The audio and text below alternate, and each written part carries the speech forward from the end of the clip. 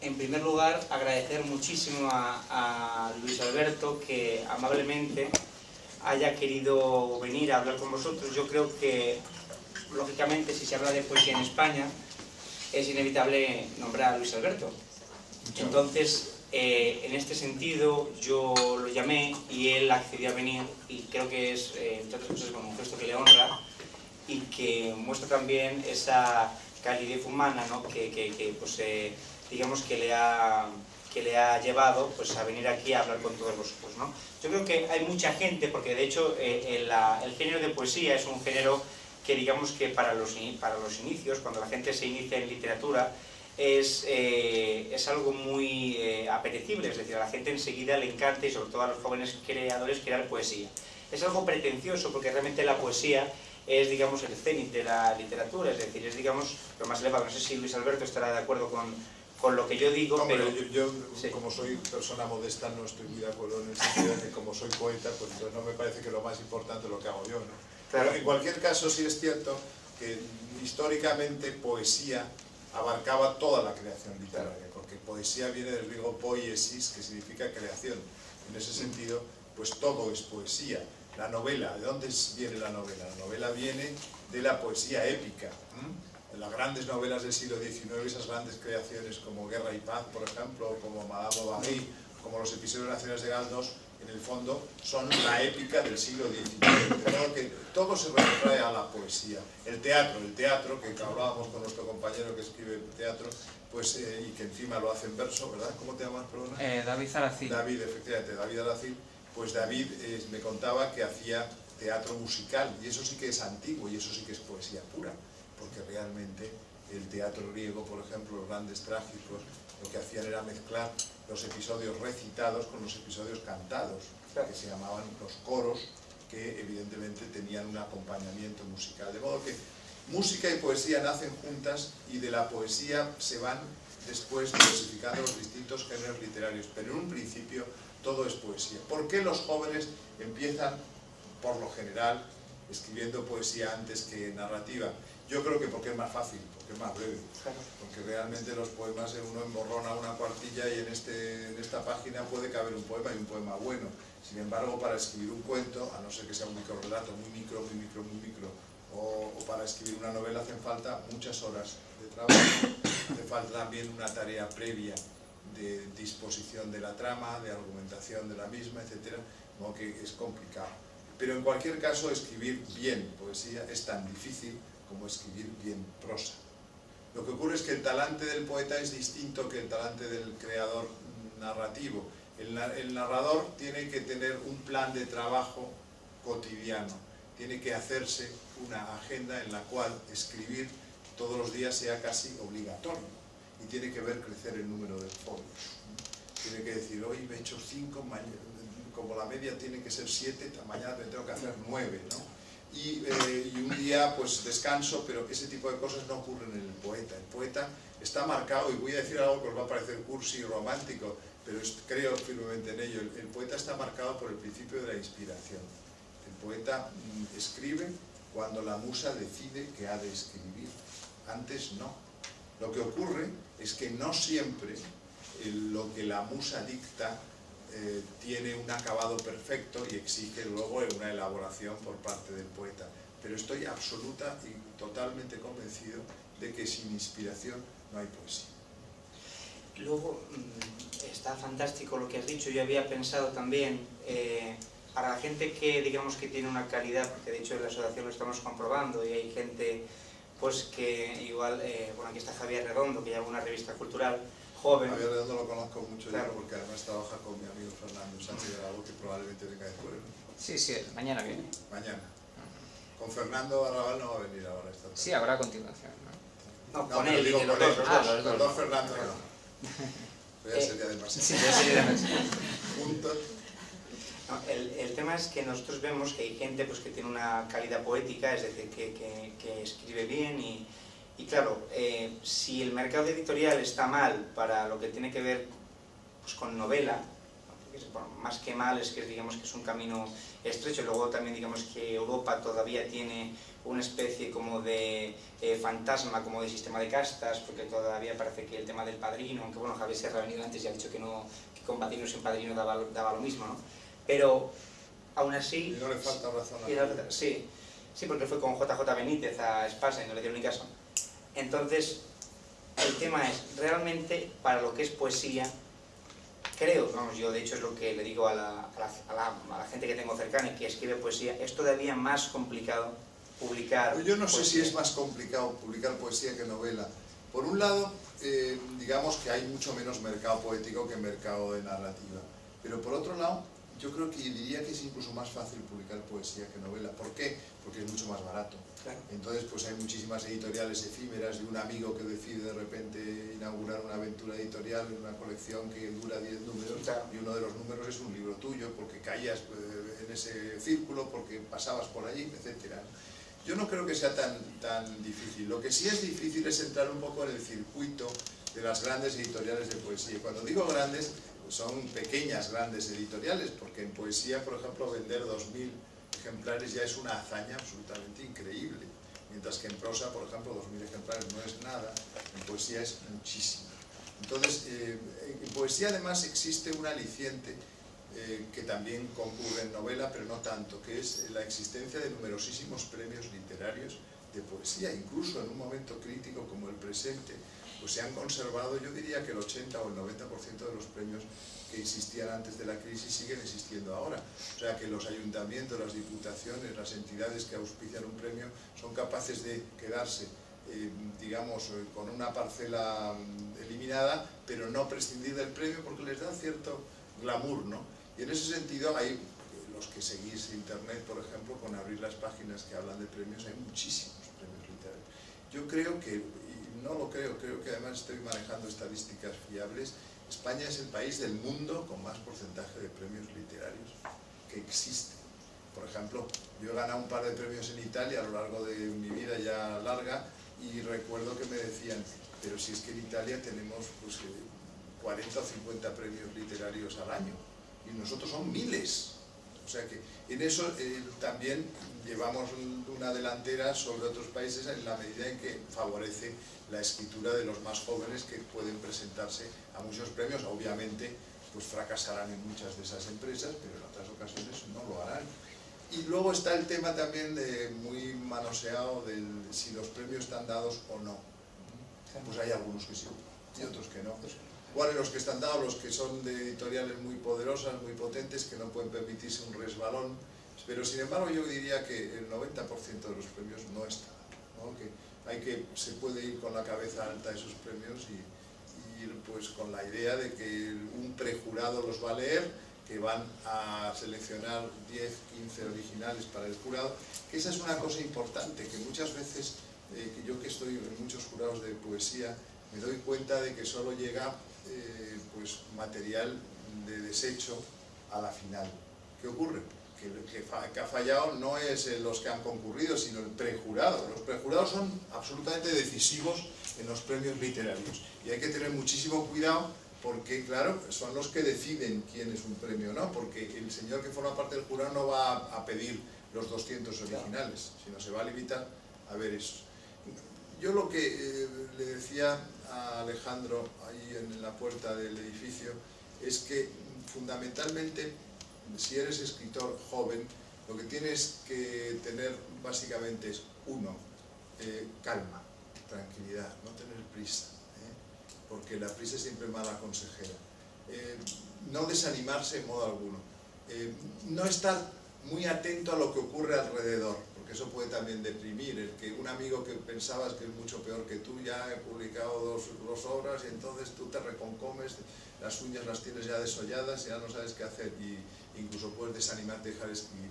No, lo que hay que hacer es continuar, creer en lo que uno hace, ¿no? Y apostar por la tarea personal y leer muchísimo, devorar todo tipo de literatura, porque leyendo es como se aprende a buscar un camino personal. Y de lo que se trata es de que al principio todos somos eco de alguien. Unos de 3 o 4, otros de 25 o 30, que son los menos secos, porque cuantos más maestros tenga uno, más se difumina ese magisterio, entonces vas adquiriendo más tu voz. De lo que se trata es de adquirir una voz personal. Y yo creo que eso se consigue a base de tesón, de tenacidad, de intensidad en lo que haces y de tener unas orejeras que te impidan pues enterarte de lo que ocurre alrededor, porque eso siempre puede ser muy desazonador y muy tranquilizante. De hecho, yo estaba hablando hace poco con un ponente que tenía que venir el domingo. Lo que pasa es que por motivos personales, pues hace un tiempo dijo, pues me encantaría acompañaros, que es Carmelo Guillén Acosta. Sí, hombre, Carmelo, lo conozco yo mucho, es el que dirige la colección Adonais. Adonais, bien. Y es una persona extraordinaria y además está muy relacionado con el grupo Númenor de Sevilla y es un estupendo escritor. Sí. Y él, bueno, hay dos temas que yo creo que como Luis Alberto tiene prisa, yo creo que son los temas fundamentales. Bueno, yo hasta el cuarto, puedo claro. perfectamente hablar, o sea que son menos 25. Sí. Es que tengo sesión de la Real Academia de la Historia, lo normal es que lo tenga a las 7, Claro. pero resulta que hay doble sesión hoy, la corriente y una conferencia de Hugo O'Donnell, y no debo faltar a ninguna de ellas, entonces eso es lo que ha fastidiado. Nosotros lo entendemos, pero hay... Pero en cualquier caso, que sepáis que estoy aquí para cualquier otra convocatoria, en fin. Qué bien. Pues aparte de agradecértelo, hay dos temas importantes. Uno, yo creo que esto sería fundamental, uno es el tema de, por ejemplo, Carmelo decía que la poesía está, es una visión un poco personal, pero él decía que la poesía existe para dar alegría. De hecho, Carmelo, si has leído algo de Carmelo, Sí. siempre tiene, por ejemplo, un poema muy Sí, famoso. es muy celebrativo. Sí, muy celebrativo. Pues, Por ejemplo, su poema más célebre es De amigos ando bien, y tiene alguno parecido, ¿no? Y luego, el siguiente tema, quizás un poco más crudo, es qué tiene que hacer, aunque esto sea un poco difícil, es decir, cuáles, digamos, son los golpes que tiene que soportar, digamos, el poeta joven o el poeta que está en ciernes, pues contra, digamos, toda esta especie de mercantilización de la literatura y de todo ese tipo de cosas. Es decir, en el caso de la poesía tampoco es tan peligroso el tema de la mercantilización, porque no existe, no está mercantilizada. Digamos, lo que está es evidentemente pues jerarquizada, ¿no? Hay grupos un poco cerrados y siempre cuesta abrirse camino porque, bueno, pues están los nombres de los mayores, luego de los menos mayores, pero que van creando una especie de pseudoaristocracia de la escritura y en este caso de la poesía. Pero mercantilizada no está, porque ¿quién ha vendido poesía en este país? Vais a tener la ocasión de ver a uno de ellos y, por favor, estoy señalando con el dedo en el sentido de que es de los poquísimos que ha ganado algo con la poesía, que ha sido Antonio Gala. Antonio Gala, aquel libro de sonetos suyo que presentó hace unos años, 10, 15 tal vez, no lo sé, quizá más porque pasa el tiempo muy deprisa, fue récord de ventas en la Feria del Libro. Esto no ha ocurrido nunca. Por ejemplo, Joaquín Sabina también, cuando se acercó a la poesía desde la música, aprovechando su fama, lógicamente, como cantautor, pues también vendió. Pero estamos hablando de unas cantidades de ejemplares, pues numerosas, pero tampoco de la cantidad de ejemplares que se venden en un bestseller en prosa. Por ejemplo, pues Sabina habrá vendido 60.000, 70.000 libros. Gala, a lo mejor se acercaría a 100.000, no sé, os lo dirá el próximo día, a lo mejor estoy yo equivocado.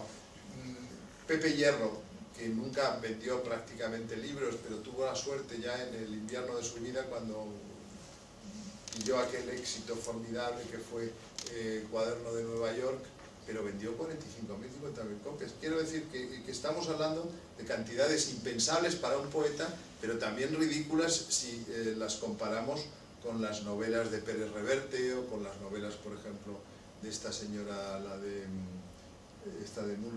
Murcia, la profesora. ¿De la Dueñas? No, exactamente, la Dueñas, exactamente. Que ha vendido muchísimo más, o lo del Barcelona, este señor también de Barcelona, que yo es que no me he leído los ¿Pero bestsellers. qué es bestseller de Carlos Ruiz Es una cosa sobre... ¿Carlos Ruiz Zafón? No, Carlos Ruiz Zafón también, pero ese tiene más calidad literaria. Falcones. Falcones, Defonso Falcones. Ese tipo de literatura bestseller que pues lo venden por centenares de miles. Ahora hay que decir que la crisis está afectando muchísimo al mundo del libro, de tal manera que ahora lo que eran antes cientos de miles, ahora son decenas de miles. Y lo que antes se vendía a 10, 15.000, que se podía decir que era una novela bien vendida, ahora con vender 3.000 ya te puedes dar con un canto en los dientes. O sea, estamos hablando de que la crisis está afectando muchísimo al mundo del libro, sobre todo de cara al tema de de la utilización de materiales librescos vía internet y gratuitamente, porque no hay una sensación de que puedes comprar un libro electrónico. La gente tiene la sensación de que los libros electrónicos no se compran, se obtienen. Entonces, en ese sentido, no hay una cultura del pago por libro electrónico y por tanto no hay un negocio del libro electrónico en este país. No se puede decir que ha bajado el negocio del libro en papel porque ha subido el del libro electrónico. Ninguno de los dos existe. Está bajando mucho todo. Curiosamente, y me dieron un dato ayer, un alto ejecutivo de Corte Inglés con el que almorcé, y es una buena noticia para quienes como yo adoramos el cómic. Sin embargo, las novelas gráficas, el cómic, es lo único que ha subido en los últimos meses o en los últimos 2 años. Hay un porcentaje de negocio, un 15% superior en 2012-2011. Una cosa pintoresca, pero realmente pues, muy aleccionadora para los que adoramos el mundo de las viñetas.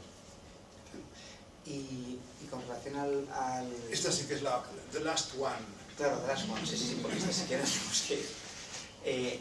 con relación al tema, por ejemplo, que hemos hablado antes de el ánimo, es decir, ¿cuáles son las motivaciones? Claro, esto es muy subjetivo, porque cada uno tendrá las suyas. Cada uno tendrá las suyas, claro. Pero una de las cosas que también os recomiendo, no hay necesidad que os lo recomiendo porque vivís en esa sociedad, obviamente yo creo que el escritor ahora no puede estar de espaldas al mundo del audiovisual, y ahora menos que nunca.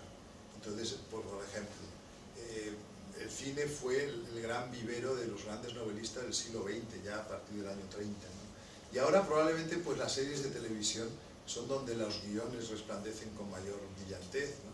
Es curioso, pero realmente el cine pues, nos da a veces muestras de mucha debilidad en los guiones. Sin embargo, hay series de televisión que son perfectas. Entonces, esa mixtura entre las lecturas literarias de los clásicos, os recomiendo volver siempre a los clásicos, ¿no? En los clásicos se aprende de todo y además están más vivos que cualquier contemporáneo. O sea, es mentira que están muertos y enterrados, están vivos y coleando. Entonces, volver a cualquier clásico, sea grecorromano, sea clásicos españoles de nuestros siglos de oro, sean de la época isabelina inglesa, sean de la época alemana de Weimar, con Goethe y compañía, sea de la gran novela realista, eso es siempre una apuesta de futuro, no de pasado, no es cuestión de alojarse en las estancias del pasado, sino al revés, proyectarse hacia el futuro.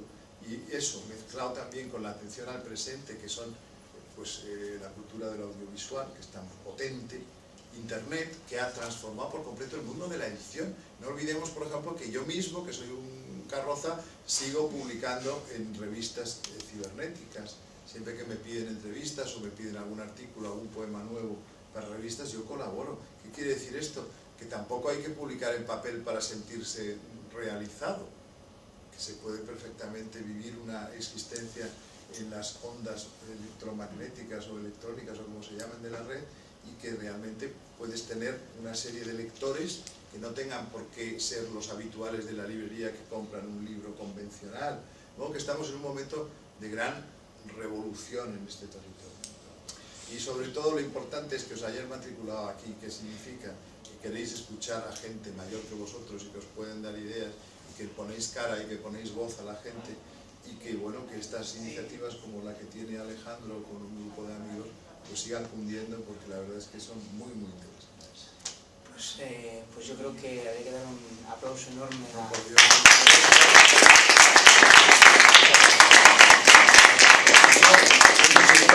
Novelas del siglo XIX, esas grandes creaciones como Guerra y Paz, por ejemplo, como Madame Bovary, como los episodios nacionales de Galdós, en el fondo son la épica del siglo XIX. Creo que todo se retrae a la poesía. El teatro, que hablábamos con nuestro compañero que escribe teatro, pues, y que encima lo hace en verso, ¿verdad? ¿Cómo te llamas, perdona? David Alacil. David, efectivamente, David Alacil. Pues David me contaba que hacía teatro musical, y eso sí que es antiguo, y eso sí que es poesía pura. Porque... digamos que le ha llevado pues, a venir aquí a hablar con todos vosotros, ¿no? Yo creo que hay mucha gente, porque de hecho el género de poesía es un género que digamos que para los inicios, cuando la gente se inicia en literatura, es algo muy apetecible, es decir, a la gente enseguida le encanta, y sobre todo a los jóvenes creadores, crear poesía. Es algo pretencioso porque realmente la poesía es, digamos, el cenit de la literatura, es decir, es, digamos, lo más elevado. No sé si Luis Alberto... En primer lugar, agradecer muchísimo a Luis Alberto que amablemente haya querido venir a hablar con vosotros. Yo creo que, lógicamente, si se habla de poesía en España, es inevitable nombrar a Luis Alberto. Entonces, en este sentido, yo lo llamé y él accedió a venir, y creo que es, entre otras cosas, como un gesto que le honra y que muestra también esa calidez humana, ¿no? que pues, Alberto estará de acuerdo con lo que yo digo. Hombre, pero yo sí. Como soy persona modesta, no estoy muy de acuerdo en el sentido de que como soy poeta, pues entonces no me parece que lo más importante es lo que hago yo, ¿no? Claro. Pero en cualquier caso sí es cierto que históricamente poesía abarcaba toda la creación literaria, porque poesía viene del griego poiesis, que significa creación. En ese sentido, pues todo es poesía. La novela, ¿de dónde viene la novela? La novela viene de la poesía épica, de las grandes. Realmente, el teatro griego, por ejemplo, los grandes trágicos, lo que hacían era mezclar los episodios recitados con los episodios cantados, que se llamaban los coros, que evidentemente tenían un acompañamiento musical. De modo que música y poesía nacen juntas y de la poesía se van después diversificando los distintos géneros literarios, pero en un principio todo es poesía. ¿Por qué los jóvenes empiezan, por lo general, escribiendo poesía antes que narrativa?